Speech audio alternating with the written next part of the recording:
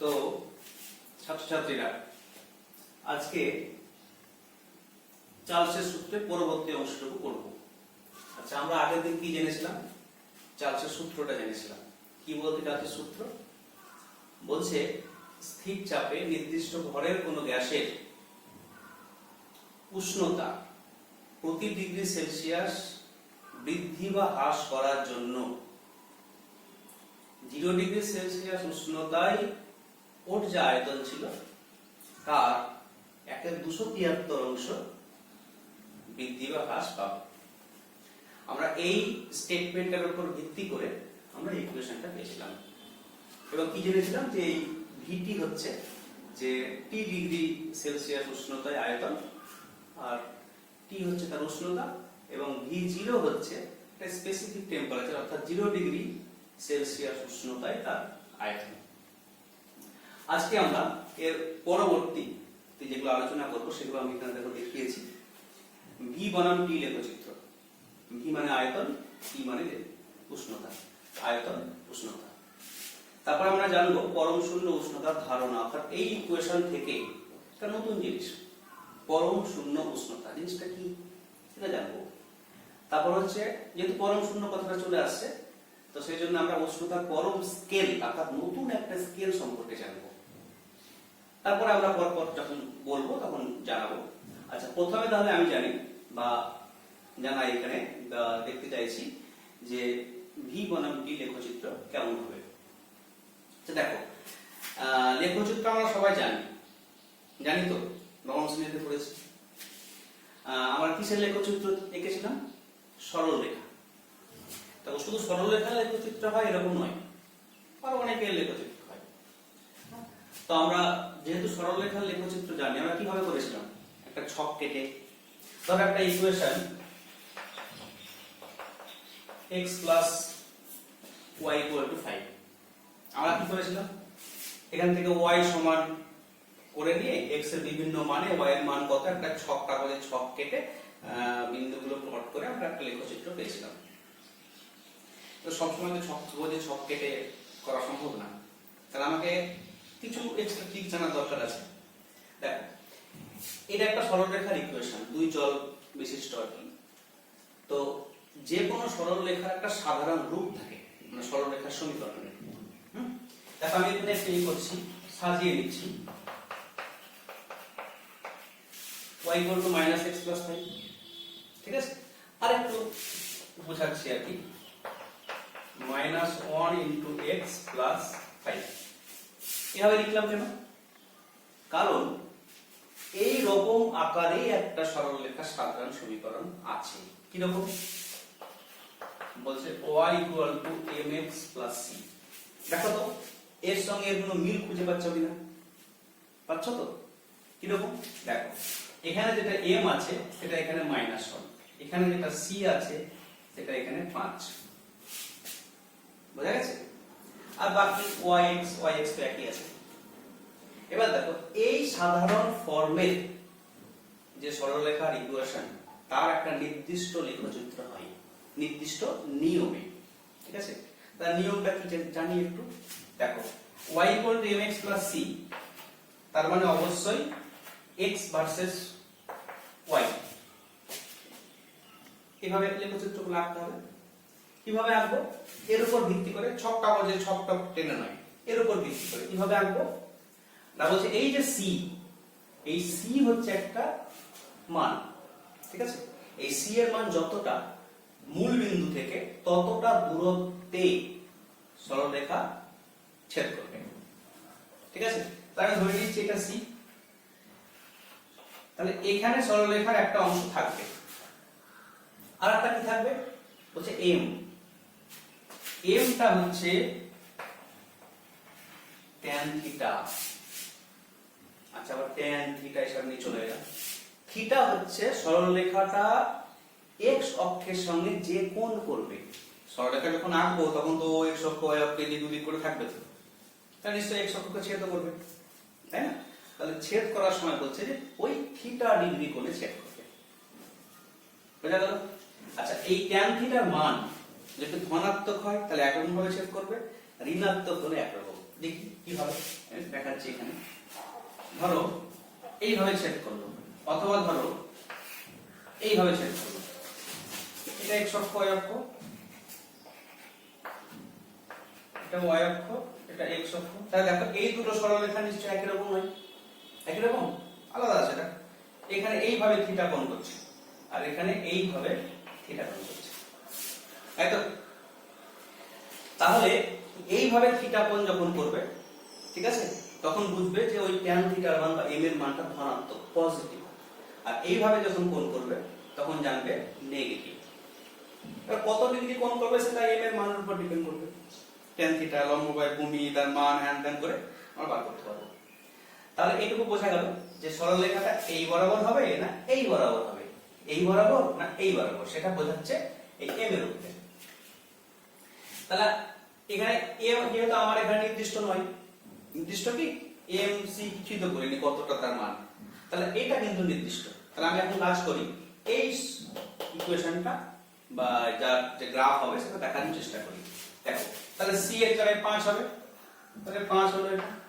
এবার দেখো -1 মাইনাস, তাহলে কি রকম হবে? এই অর্থাৎ ওইভাবে ছেদ করবে, বুঝা গেল? এবার -1 তার মানে tan থিটা সমান -1। আর tan থিটা মানে কি? লম্ব বাই ভূমি সমান -1। কি বোঝাচ্ছে? যে থিটা যখন কোণ করবে, ধরো এটা বাড়িয়ে দিলাম, তাহলে এটা ভূমি, এটা লম্ব। তো হচ্ছে এই ক্ষেত্রে, এই ইকুয়েশনের ক্ষেত্রে লম্ব আর ভূমি সমান হবে, কেন? -1, লম্ব ইকুয়াল টু ভূমি। বোঝা গেল? তাহলে আমি একটা নির্দিষ্ট নিয়ম মেনে আঁকতে পারবো এটা, একটা নির্দিষ্ট ইকুয়েশন। তাহলে এটা যদি 5 হয় লম্ব, তাহলে ভূমিটাও বলছে 5 হবে। এবার তুমি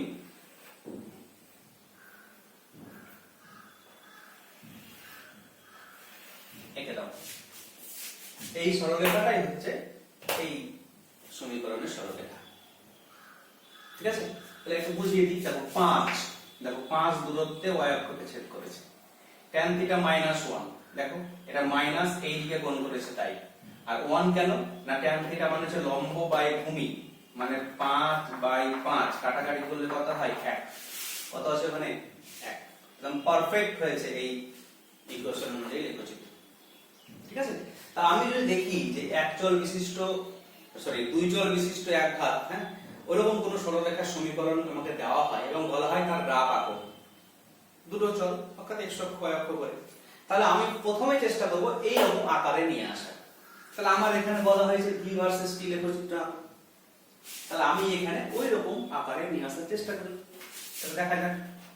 তাহলে vt সমান v0 প্লাস v0t বাই 273। দেখো v ভার্সেস t, ওখানে ছিল y ভার্সেস x, তাই তো? তাহলে আমরা v আর t গুলোকে একসঙ্গে রেখে বাকিগুলোকে এদিকে নিয়ে যেতে হবে।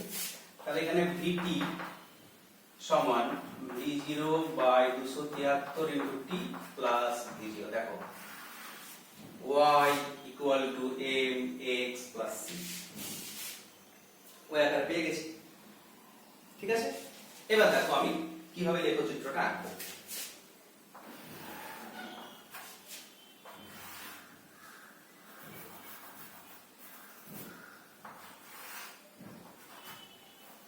এই এটাকে এদিকে t দিচ্ছি আর এইদিকে vt দিচ্ছি। তাহলে আগেই বলেছিলাম এই যে 5 দূরত্বে ছেদ করেছিল, এখানে কত আছে আমার? v0। আমি তো v0 এর মান জানি না, জানি ধরে নিই একটা নির্দিষ্ট, ধরো এইটা v0 হয়েছে। তাহলে এখান থেকে ছেদ করবে কোন দিকে? ইধার না ইধার? আচ্ছা এটা ধনাত্মক না ঋণাত্মক? ধনাত্মক, এরকম হবে না তো? ঋণাত্মকের জন্য এরকম হয়েছিল। তাহলে আমার এইভাবে ছেদ করবে। তাহলে এইভাবে করলে তো আর x অক্ষে এইদিকে ছেদ করতে পারছে না, তাহলে এইদিকে ছেদ করবে, তাই না? তাহলে আমি ধরো এই দিয়ে এটা ডট ডট দিয়ে বোঝাচ্ছি, এইখানে ছেদ করলো, ঠিক আছে? এবার মিলিয়ে দিই, v0 মিলে গেছে, থিটাটা এরকম ধনাত্মক দিকে হবে, দেখো ধনাত্মক দিকে হয়েছে, হলো। আচ্ছা tan থিটা কত হবে লম্ব বাই ভূমি, তাই তো? ট্যান থিটা কত এখানে আছে m এর মান, দেখি ট্যান থিটা বাই m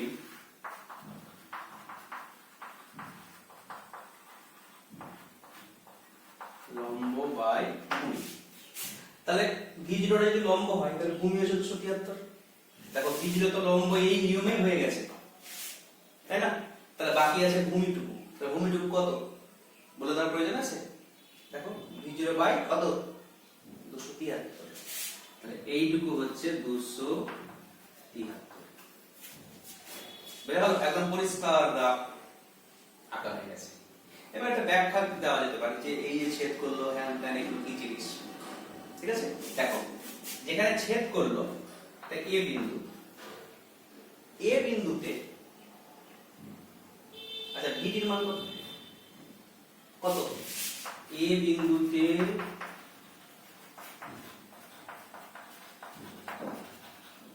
মান কত? 0।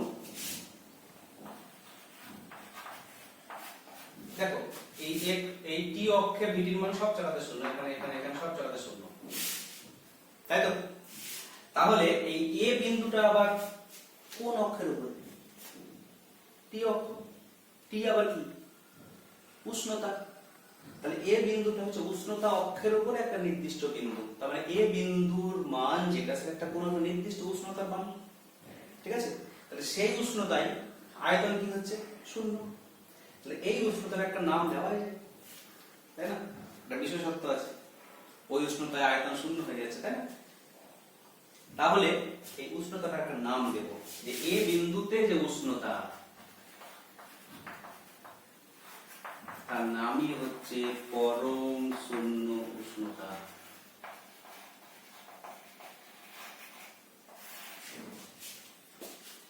ঠিক আছে, তার নাম তো আমি দিলাম একটা নির্দিষ্ট ভিত্তিতে। কি ভিত্তিতে? না এই উষ্ণতায় আয়তনটা 0 হয়ে যাচ্ছে, তাই। তাহলে ঘুরিয়ে বলি যে পরম শূন্য উষ্ণতা কি, এটা বললাম সেটাই। কি বললাম? যে উষ্ণতায় কোনো গ্যাসের আয়তন 0 হয়ে যায়, ঠিক আছে? এবার দেখো গ্রাফ থেকে পরিষ্কার সেই উষ্ণতার মানটা আমি বুঝতে পারছি, কত? 273। কিন্তু উষ্ণতা অক্ষের বাঁ দিকে, তার মানে কি ঋণাত্মক, তাই না? আর এই পরম শূন্য উষ্ণতার মানটা হচ্ছে -273 ডিগ্রি সেলসিয়াস। তাহলে আমরা পরম শূন্য উষ্ণতার ধারণা পেলাম গ্রাফ থেকে। এবার যখন স্যার আমি গ্রাফ এঁকে সব বোঝাবো, উনি পাগল হয়েছেন, তাহলে কি করে বোঝাবেন? আর অপশন আছে, দেখো। তাহলে গ্রাফটা মোটামুটি বোঝা গেল। তোমরা ইচ্ছা করলে একটা স্ক্রিনশট নিয়ে নিতে পারো, ঠিক আছে? দেখো পড়ে নাও।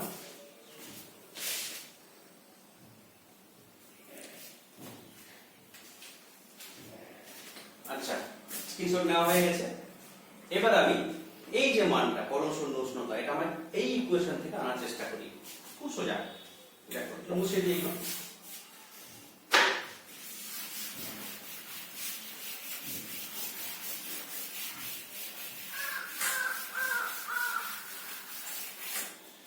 আচ্ছা, পরম শূন্য উষ্ণতা হচ্ছে টি এর একটা নির্দিষ্ট মানে আয়তন 0। ধরে নিচ্ছি যে ধরি T সমান x ডিগ্রি সেলসিয়াসে গ্যাসের আয়তন T সমান 0। অর্থাৎ T এর মান যখন একটা নির্দিষ্ট, ধরলাম x, তখন আয়তন 0। ভালো কথা। তাহলে আমার কাজ হচ্ছে যে আয়তন 0 করে x এর মানটা বের করে দেব, তাহলে পরম শূন্য উষ্ণতা পেয়ে যাব। দেখা যাক, তাহলে v 0 v0 into 1 plus x by 273, তাহলে v0 into 1 by x by 273 equal to 0, তাহলে 1 plus x by 273 equal to 0, বা x by 273 equal to -1, বা x সমান -273। কি মজার জিনিস না? গ্রাফে ওটাই পেয়েছিলাম, তাই না? তাহলে এই ইকুয়েশন থেকে আমরা অন্য লজিকেও বার করলাম, আর গ্রাফে একদম পরিষ্কার ছবি এঁকে বুঝতে পারলাম যে হ্যাঁ কেন ওটা হচ্ছে, শূন্য কি আদৌ হচ্ছে, হ্যাঁ, ওখানে তো আমার ছেদ করেছে 273 এ স্টেট লাইনের ইকুয়েশনের সঙ্গে মিলিয়েছি আমরা। এটা ম্যাথমেটিক্সের বেসিক জিনিস, পুরো 11 12 এ পড়বে ওগুলো আর ডিটেইলস। তাহলে এই হলো পরম শূন্য উষ্ণতার মান। এটা যেহেতু সেলসিয়াস স্কেলে আমরা নিচ্ছি না, 273 ডিগ্রি সেলসিয়াস মাইনাস। আচ্ছা, এইবার একটা গ্যাসের জন্য একটা নির্দিষ্ট আয়তন নির্দিষ্ট উষ্ণতা করে তো গ্রাফ হবে। ওই গ্রাফটা যদি আবার আঁকার চেষ্টা করি বিভিন্ন গ্যাসের ক্ষেত্রে, দেখা যাক কিরকম হবে। দেখো, ধরো একটা গ্যাসের জন্য এটা দিয়েছিল,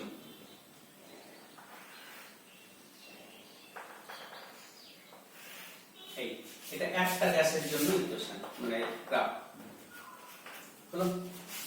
তাহলে আরো তো গ্যাস হতে পারে, তার তো 0 ডিগ্রিতে আয়তন একই এর মতো না হতে পারে। তাহলে আমি মনে করলাম যে তার 0 ডিগ্রিতে আয়তন এটা, তাহলে তার জন্য গ্রাফ এরকম হবে।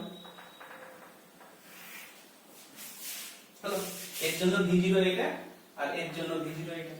এক একটা গ্যাসের V0 এক এক রকম হবে, এটা স্বাভাবিক। আচ্ছা, আরেকটা ধরো আমি আঁকছি, সেক্ষেত্রে ধরো V0 এটা। কিন্তু দেখো এই গ্রাফগুলোর একটা বৈশিষ্ট্য দেখো, বিশেষত্ব, সেটা হচ্ছে প্রত্যেকটা গ্রাফ তার V0 আলাদা হোক কিন্তু প্রত্যেককে পিছালে আর পিছন দিকে বাড়ালে একটা জায়গাতেই মিলছে। Point to be noted. তাহলে এই যে নির্দিষ্ট বিন্দুটা আগে বলেছি, ওটা কি, যে ওই বিন্দুতে অর্থাৎ ওই উষ্ণতায় আয়তনটা শূন্য হয়ে যায়। তাই যদি হয় একটা বিশাল ব্যাপার, তাই না? একটা নতুন জিনিস, একটা নির্দিষ্ট উষ্ণতায় সমস্ত গ্যাসের আয়তন শূন্য হয়ে যাচ্ছে, গ্যাসের প্রকৃতির উপর নির্ভর করছে না, তাই তো? তাই এই জিনিসটা বিজ্ঞানীদের মাথায় ক্যাচ করেছে। কার মাথায় ক্যাচ করলো? কেলভিন। কেলভিন যখন কি করলো, বলতে তাই যদি হয় তাহলে এই নির্দিষ্ট উষ্ণতাটা একটা গুরুত্ব আছে, তাই এক কাজ করি, এইটাকে নিয়ে একটা স্কেল বানিয়ে ফেলি। স্কেল আবার কি? ওই যে সেলসিয়াস স্কেল, ফারেনহাইট স্কেল, আমরা যেটা মাপি জটকর মাপি, ফারেনহাইট স্কেল, সেলসিয়াস স্কেলে জলের তাপমাত্রা হ্যান মাপি না? তো ওই স্কেলগুলো বিশেষত্ব কি? যে কোনো একটা স্কেল বানাতে গেলে আমরা স্টার্টিং পয়েন্ট ঠিক করতে হয়, আর আমি কতটা মানে গ্যাপে নেব, রেঞ্জটা কত হবে, টোটাল রেঞ্জ, ঠিক আছে? তো ওগুলো আমরা উদ্ভিদের ভাষায় জানি যে নিম্ন স্থিরাঙ্ক, ঊর্ধ্ব স্থিরাঙ্ক, ঠিক আছে? এবং ক্ষুদ্রতম যে উষ্ণতার পার্থক্য সেটা কত হবে, ঠিক আছে? আমরা জানি, ধরো সেলসিয়াস স্কেল আমরা জানি কিরকম, যে 0 ডিগ্রি নিম্ন স্থিরাঙ্ক, 100 ডিগ্রি ঊর্ধ্ব স্থিরাঙ্ক, আর 1 ডিগ্রি করে তার গ্যাপটা 0 1 2 3 4 এভাবে চলবে। ফারেনহাইটও জানি -32, তাই তো, ডিগ্রি ফারেনহাইট নিম্ন স্থিরাঙ্ক। আচ্ছা, তাহলে এখানে বলছে যে আমরা যদি এরকম একটা স্কেল বানাই যার নিম্ন স্থিরাঙ্ক এটা হচ্ছে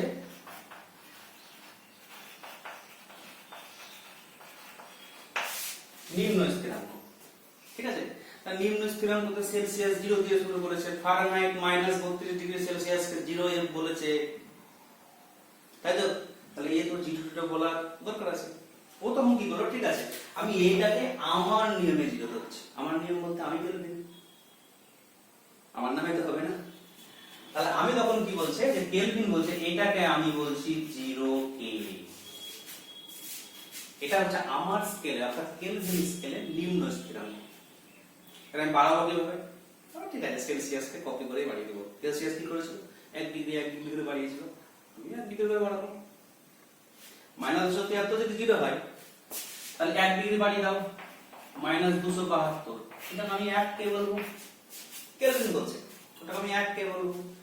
-271, ওটা আমি 2 কে বলবো। এবার চলতে থাকবো, আমার স্কেল হয়ে গেল। বোঝা গেল? এটা হচ্ছে উষ্ণতার পরম স্কেল, আমরা কেলভিন স্কেলও বলতে পারি, ঠিক আছে? তাহলে এই স্কেল সম্পর্কে একটু জানা হলো। এবার আমি এই স্কেলটা যেহেতু সেলসিয়াস স্কেলকে কাজে লাগিয়ে বানানো হয়েছে, হ্যাঁ, তাহলে একটু সম্পর্কটা জেনে নিই। সম্পর্কটা দেখো, এখান থেকে চলে আসবে, -273 কে 0 ধরছে। এটা বলো তো যে 2 কে আমি 3 করব, 2 থেকে 3 কিভাবে আসছে? 1 যোগ করে। 4 থেকে 6 করব, কি করে আসছে? 2 যোগ করে।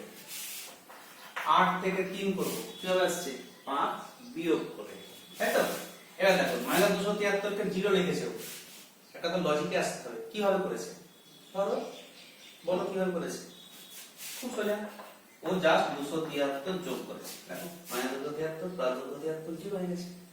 আচ্ছা এখান থেকে ও 1 ধরেছে, 1 করে বাড়িয়েছে, কি করে হয়েছে? দেখো এখানেও 273 যোগ করো 1 হয়ে যাবে, 273 যোগ করো 2 হয়ে যাবে।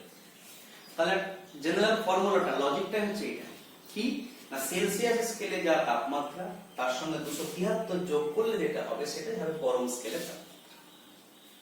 ঠিক আছে, তাহলে লিখে ফেলি। এই সব 0 0 হ্যান ত্যান দিয়ে না লিখে আমি কিভাবে লিখবো এবার, যে ধরি টি ডিগ্রি সেলসিয়াস, ডিগ্রি লিখছি না, টি হলো সেলসিয়াস স্কেলে উষ্ণতা আর ক্যাপিটাল টি হলো কেলভিন স্কেলে উষ্ণতা। তাহলে এই লজিক অনুযায়ী কেলভিন পেতে গেলে সেলসিয়াসকে 273 দিয়ে যোগ করতে হবে। এইটা একদম বেদ বাক্যের মতো মনে রাখবে। ঠিক আছে, তাহলে এই গেল কেলভিনের সঙ্গে কেলভিনের সঙ্গে সেলসিয়াস স্কেলের সম্পর্ক। এটা যদি আমরা এদিক ওদিক করে লিখি, যে আমি টি সমান লিখবো, তাহলে তো খুব সোজা, এদিক ওদিক করে বুঝে নাও, এই একই জিনিস। ঠিক আছে, আর এই ইকুয়েশন থেকে কি বুঝবো আমরা?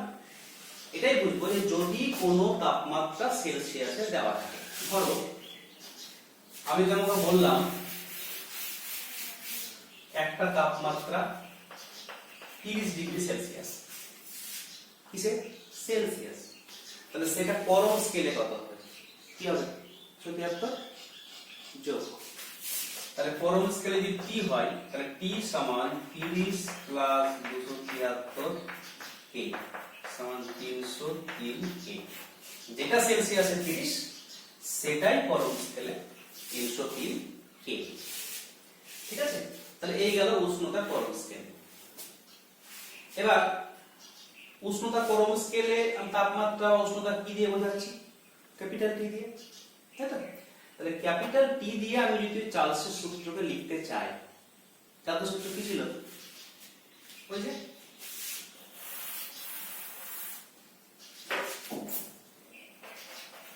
VT সমান V0 into 1 plus T by 273। আচ্ছা এখানে T টা হচ্ছে বড় হাতের T, তাহলে আমার কাজ হবে ছোট হাতের T কে বড় হাতের T করা। কিভাবে করবে? অনেকে বলতে পারেন T টা লিখে দেন বড় হাতের T, তা তো হবে না, তাই না? তাহলে আমাকে বড় হাতের T লেখার যে লজিক কি, যদি T প্লাস 273 করতে পারি তবে আমি লিখতে পারবো। দেখা যাক করতে পারি কিনা। আবার ডাস্টার ইউজ করছি, ডাস্টারে আরো পরিষ্কার করে দিচ্ছে। ঠিক আছে, দেখা যাক। তাহলে VT সমান V0 ইনটু 273 লসাগু নিলাম, 273 প্লাস T, যাহা চাইছিলাম তাহাই পেয়েছি। আমরা কি জানতাম? এটা মুছে দিলাম, এটা T প্লাস 273 সমান বড় টি, এখানে লিখে দিই। তাহলে VT সমান V0 ইনটু বড় টি বাই 273। এবার দেখো একটা কিরকম বেমানান লাগছে, কিরকম? এইদিকে বড় টি লিখেছি আর এইদিকে ছোট টি, তাই না? তাহলে এই ছোট টি লেখার আমার প্রয়োজন নাই, ছোট টিকে আমি উল্টে চেঞ্জ করে নিয়েছি বড় টি। তাহলে এখানে হয় আমি বড় টি লিখবো আর তার হয় কিছু লিখবো না। এটা তো সাফিক্স বোঝানোর জন্য, আমি তো বুঝে গেছি এতক্ষণ, অনেক কিছু জানা হয়ে গেছে, তাই না? তাহলে আমি এখানে কোনো টি কিছু লিখলাম না। ঠিক আছে, তাহলে এই ভি মানে বোঝাচ্ছে টি তে আয়তন, মানে টি কেলভিন উষ্ণতায় আয়তন। তাহলে ভি সমান এটা ইনটু টি। হ্যাঁ, এটা একটা ধ্রুবক। কেন ধ্রুবক? কারণ V0 একটা নির্দিষ্ট গ্যাসের ক্ষেত্রে 0 ডিগ্রিতে আয়তন নির্দিষ্ট, 273 তো সংখ্যা, তাহলে ভাগ করে যেটা হবে সেটা নির্দিষ্ট। আমি এটাকে লিখতে পারি v সমান k ইনটু t, k সমান v0 বাই 273, এটা ধ্রুবক। তাহলে এখান থেকে দেখতে পাচ্ছি যে যদি আমি ভেদের দিকে যাই তাহলে v ভার্সেস t সমান যে ধ্রুবক চিহ্ন আছে, v ভার্সেস t মানে কি? উষ্ণতা সঙ্গে আয়তন সরল সম্পর্কে আছে। উষ্ণতা বাড়ালে আয়তন বাড়বে, উষ্ণতা কমালে আয়তন কমবে। চার্লস তো তাই বলেছে। চার্লস স্পেসিফিক নির্দিষ্ট করে বলেছে কত উষ্ণতা বাড়ালে কত আয়তন বাড়বে। একই জিনিস এও বলছে উষ্ণতা বাড়ালে আয়তন বাড়বে। তাহলে এ মানে কিন্তু চার্লস থেকে এসেছি আমরা। তাহলে চার্লসের সূত্রটাকে কাটাছাড়া করতে করতে যে জায়গায় আসবো, যদি আগের সঙ্গে না মেলে তাহলে তো কাটছাড়া হয়ে যাবে না, মিলছে। হ্যাঁ, ঠিক আছে। আর এখান থেকে আমি v বাই t সমান k পেলাম। v বাই t সমান k মানে কি? এটা মানে হচ্ছে আয়তন এবং পরম উষ্ণতার অনুপাত সব সময়, ঠিক আছে? কিরকম? ধরো v বাই t সমান 40, তাহলে বলছে যে তোমার এই আয়তন আর উষ্ণতা যতই চেঞ্জ হোক, যেভাবেই হোক, সব সময় ভাগফল 40 হবে। ঠিক আছে? ধরো আমি একটা কেস দিচ্ছি, কেস 1, v সমান 400 আর t সমান 10, ভাগ করলে কত হচ্ছে? 400 বাই 10 মানে 40। এবার ধরো আমি বললাম v সমান 200, তাহলে t টা কি জাতা হবে না, কারণ নির্দিষ্ট নিয়ম মেনে হবে। কেন? আমি বলেই দিচ্ছি v বাই t সমান 40, অর্থাৎ t তোমাকে এমন নিতে হবে যাতে করে ভাগ করলে 40 হয়। ঠিক আছে? তাহলে কত হবে? t সমান 200 বাই t সমান 40, তাহলে t সমান 200 বাই 40, 0 কেটে গেল 5, ভাগ করো 200 বাই 5 মানে 40 হবে। ঠিক আছে? তাহলে এই কেস 1 কেস 2 এগুলোকে আমরা দেখো লিখতে পারি এরকম যে ধরো কেস 1 কিভাবে আমি তো একটা নির্দিষ্ট উদাহরণ দিয়ে করেছি। উদাহরণ তো কত দেবে? আমার পছন্দ ওটা, তোমার পছন্দ না হতে পারে, তাই না? সবার পছন্দ মতো একটা ধরতে হবে, সবার পছন্দ হবে। দেখো কি ধরছি, কেস 1 আয়তন সমান v1, উষ্ণতা সমান T1। পছন্দ v1 T1, যার যে সংখ্যা পছন্দ সে সেটা ধরে নাও। ধরো কারো 3 পছন্দ, তোমার v1 3, আমার 10 পছন্দ, তাহলে আমার v1 10। ঠিক আছে? চলো 10। কেস 2 আয়তন v2, উষ্ণতা T2। ঠিক আছে? তাহলে প্রথম কেসে কি হবে? v1 বাই t1 সমান কি? দ্বিতীয় কেসে v2 by t2 সমানও K. যতগুলোই case হোক সব সময় তাদের অনুপাতটা এক হবে। তাহলে দেখো v1 বাই t1 সমান কে, v2 বাই t2 সমান কে, ডান দিক দিয়ে দুজন দিক কে হয়, তাহলে এটা সমান, তাই না? তাহলে আমি এখান থেকে লিখতে পারি, আবার সেই কাজটা ছুড়ে ফেলে দিতে হবে দেখছি। আচ্ছা, তাহলে এখান থেকে পাচ্ছি v1 বাই t1 সমান v2 বাই t2। তাহলে এটাও একটা চার্লসের সূত্রের আর একটা রূপ, আর এটা তো আগে একটা ছিল। এই দুটোর পার্থক্যটা বলি, দুটোতে একই রূপ, একই জিনিস, তাহলে আলাদা করে লিখলাম কেন? আলাদা করে একটু পার্থক্য আছে। কিরকম? এখানে উষ্ণতাটা সেলসিয়াসে দেওয়া, ঠিক আছে, আর এখানে গরম স্কেল। ঠিক আছে? তাই এটা একটু ইয়ে করে নাও, আমি একটু আসছি।